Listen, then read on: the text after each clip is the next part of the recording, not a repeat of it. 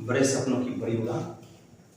आज हम लोग कुछ टॉपिक पे बात कर रहे हैं कि अब देखिए, हम लोगों ने ये देखा, मतलब भारतीय राष्ट्रीय आंदोलन, भारतीय राष्ट्रीय आंदोलन, और इनका हम लोगों ने तीसरा स्टेप देखा।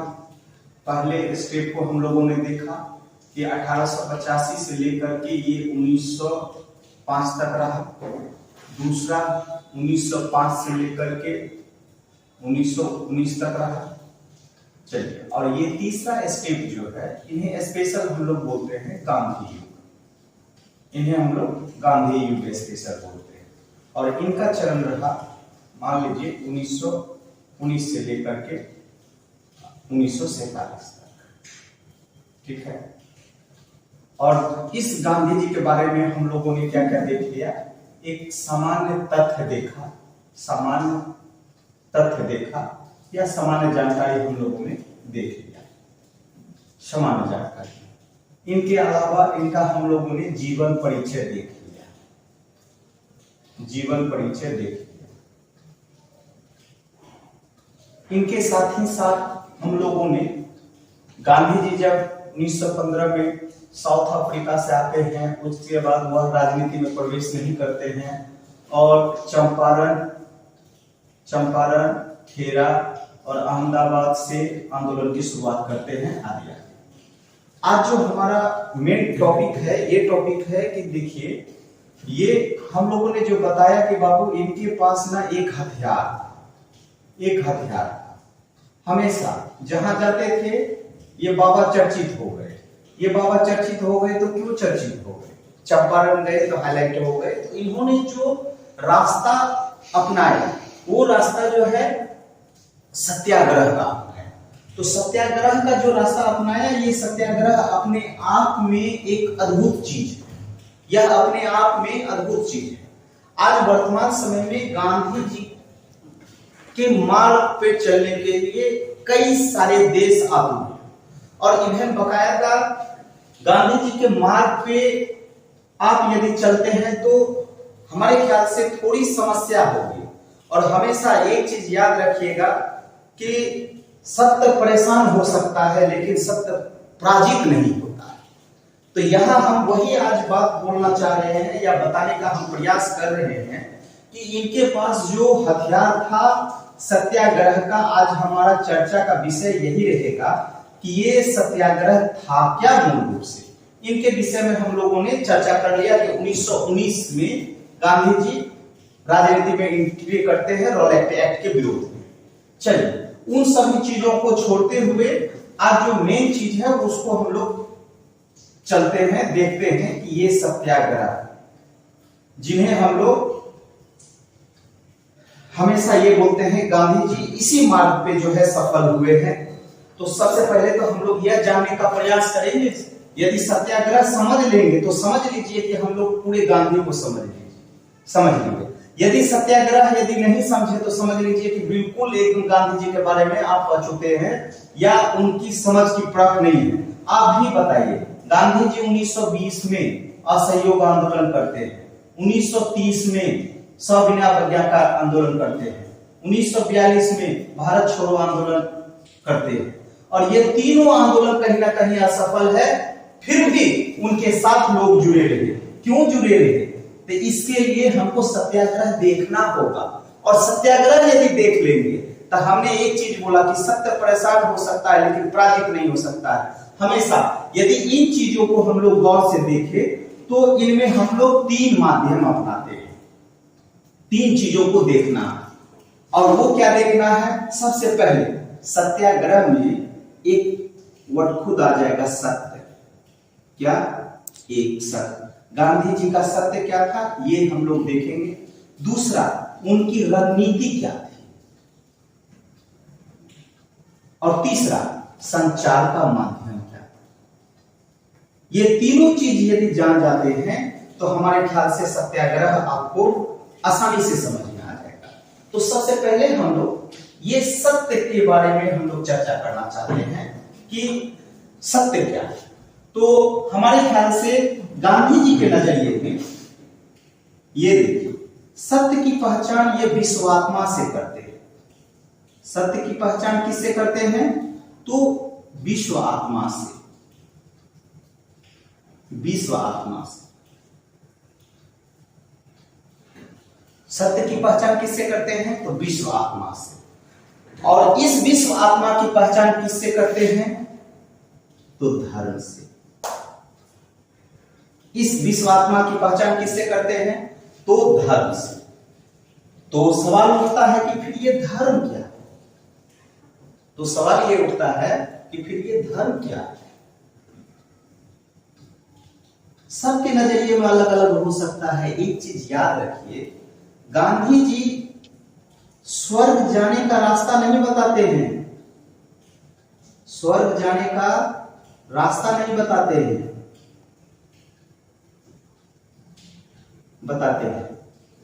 बल्कि स्वर्ग को यहां लाने का प्रयास करते हैं। स्वर्ग को यहां लाने का प्रयास करते हैं।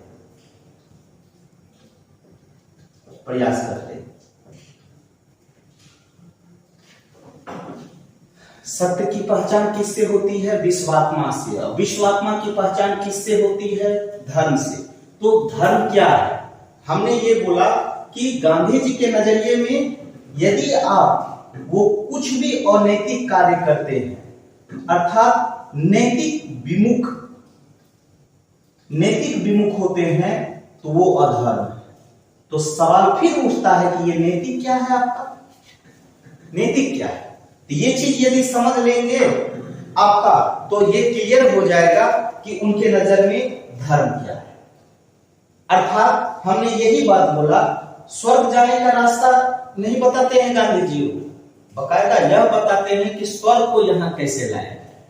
ठीक है, तो ये यदि आप नैतिक विमुख होते हैं तो वही अधर्म है। तो अपने आप में हमेशा यह ढूंढने का प्रयास कीजिए कि आपकी नैतिकता, मूल आचरण वो क्या है। यदि उन पथ पर आप भटकते हैं तो आप कहीं ना कहीं अधर्म की ओर जाते हैं। तो फिर सवाल उठता है कि यहां पे एक चीज याद रखिएगा, अधर्म अर्थात नैतिक विमुख होते हैं तो आप अधर्म की ओर जा रहे हैं। अब ये चीज और ये बताइए हमको,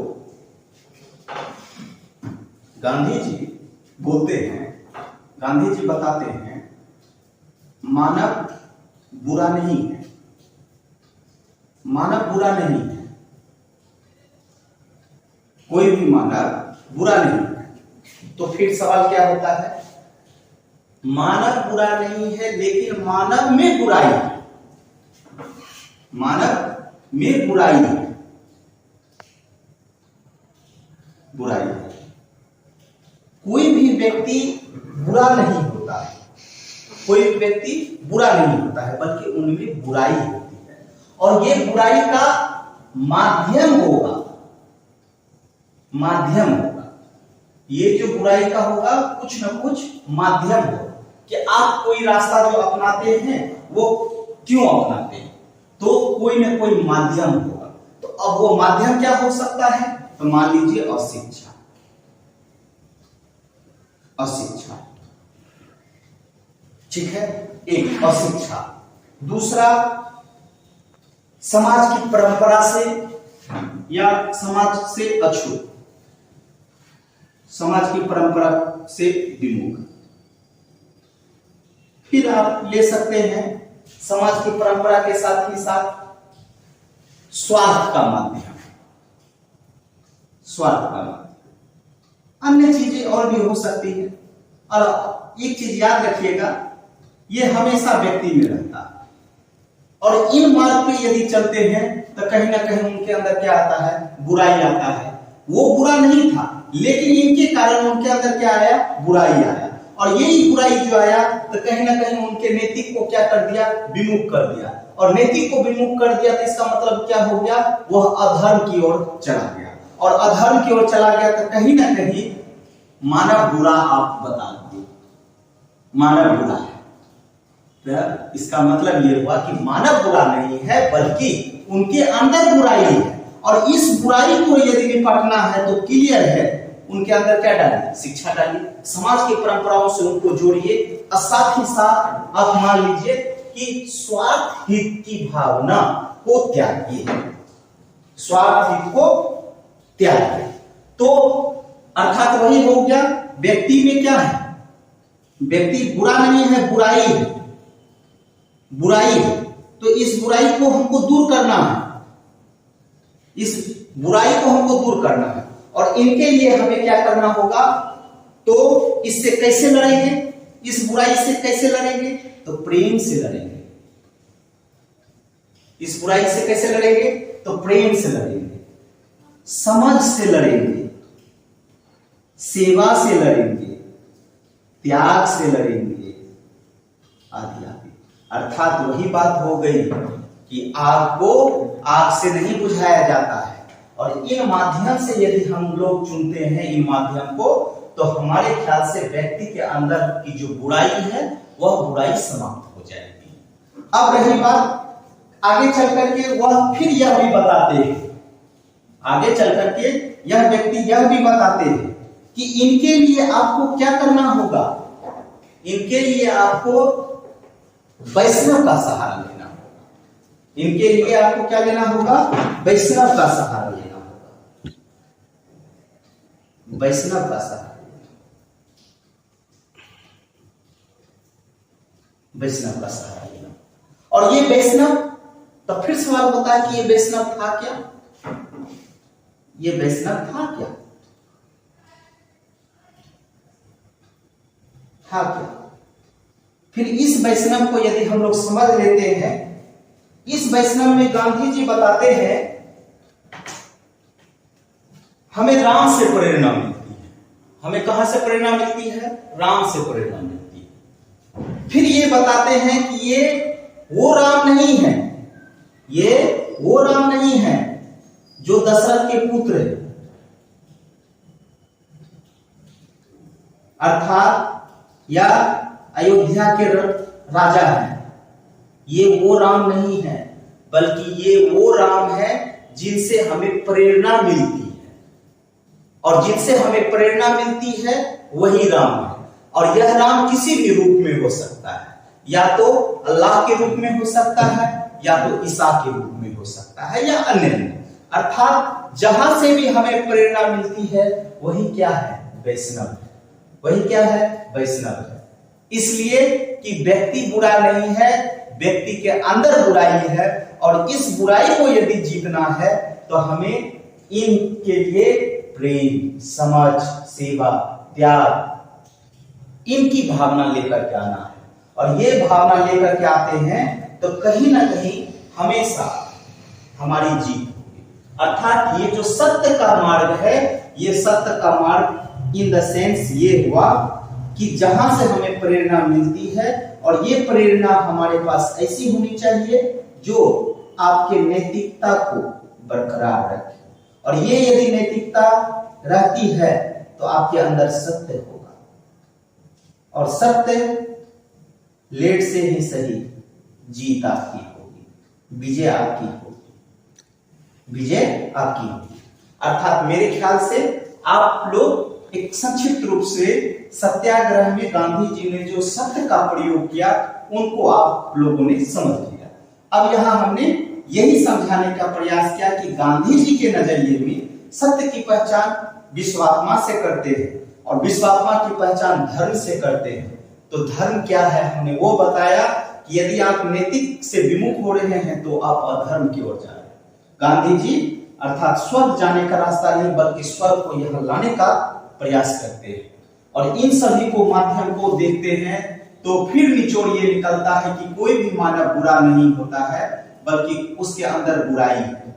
और तो उसके अंदर बुराई कैसे आता है, तो माध्यम कुछ भी हो सकता है, और जब ही बुराई आया तो इसका मतलब क्या हो गया कि आप नैतिक से विमुख हो गए। नैतिक से विमुख हो गए तो इसका मतलब आपने अधर्म का रास्ता चुना। यही चीज है कि इनके अंदर की जो बुराई है, इन बुराई को दूर करना है। तो किनके माध्यम से हम दूर करेंगे, तो प्रेम के माध्यम से, समझ के माध्यम से, त्याग के माध्यम से, आज्ञा। और फाइनली रूप से इन्होंने प्रेरणा कहां से लिया, तो वैष्णव से प्रेरणा लिया। तो ये वैष्णव था क्या? इस वैष्णव में वह राम की चर्चा करते हैं। ये वो राम नहीं है जो अयोध्या के राजा हैं, ये वो राम नहीं है जो दशरथ के पुत्र हैं, बल्कि ये वो राम है जहां से हमको नैतिक नियम की प्रेरणा मिलती है। और यही हमारे पास क्या हो गया, ये प्रेरणा हमको या तो अल्लाह के रूप में मिल सकता है या तो किसी भी अन्य व्यक्ति से प्रेरणा मिलती है। और जहां प्रेरणा मिलती है कहीं ना कहीं वह प्रेरणा सत्य की ओर लेकर के जाएगा। यहां तक हम लोग ये चीज समझ लिए। अब हम लोग इनकी रणनीति की बात करते हैं कि इनका रणनीति संक्षिप्त चर्चा हम लोग ये कर रहे हैं कि इनकी रणनीति पर भी चर्चा हम लोग करने का प्रयास करते हैं। और ये देखते हैं कि गांधी जी की रणनीति भी एकदम भयानक थी, है ना। देखिए गांधी जी की रणनीति हमेशा एकदम ध्यान रखिएगा, इनका जन आंदोलन होता था। क्या होता था? जन आंदोलन होता था। जन आंदोलन हमेशा आप लोगों ने सुना होगा कि कहीं ना कहीं क्षेत्रीय आंदोलन, कोई ऐसा मुद्दा जो कहीं ना कहीं एक लोकल स्तर पे होगा, लेकिन गांधी जी का जितना भी आंदोलन था, चाहे वो 1920 का हो, 30 का हो या 1942 का हो, वो सबसे बड़ा जन आंदोलन था। और कहीं ना कहीं गांधी जी को इन तीन चीजों की समझ थी, समय, मुद्दा और स्थान। इनकी पकड़ गांधी जी को बहुत ज्यादा थी कि किस समय में कौन सा हमको आंदोलन चलाना चाहिए। अब बकायदा यहां ध्यान रखिए, सुनिए, समझने का कोशिश कीजिए कि 1920 में जो उन्होंने असहयोग आंदोलन चुना, तो याद कीजिए 1920 में ही जस्ट वर्ल्ड वॉर के बाद चुना, और उस समय खिलाफत का एक मैटर चल रहा था, और खिलाफत का मैटर चलने के कारण उन दोनों का क्या हो गया, कनेक्टिविटी हो गया। तो कहीं ना कहीं उनको समय का एकदम गांधी जी समय के पूरा जानकार व्यक्ति थे, ठीक है। दूसरा, मुद्दा कौन सा चुनना चाहिए, उनकी भी समझ गांधी जी को। मुद्दा क्या चुनते हैं? रॉलेट एक्ट, खिलाफत आंदोलन। रॉलेट एक्ट अर्थात जन को वो मूव करते हैं अपनी ओर, अर्थात ज्यादा से ज्यादा लोगों को मूव करते हैं। रॉलेट एक्ट तो आपको मालूम ही